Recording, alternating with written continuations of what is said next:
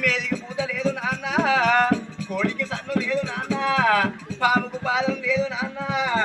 భోగం దానికి ముండం తనము లేదు నాన్న ఎలా వద్దురా వద్దురా అనంగా ఎలా కాపుల ఇంట్లో నన్ను వేసినవారా నాయన్నా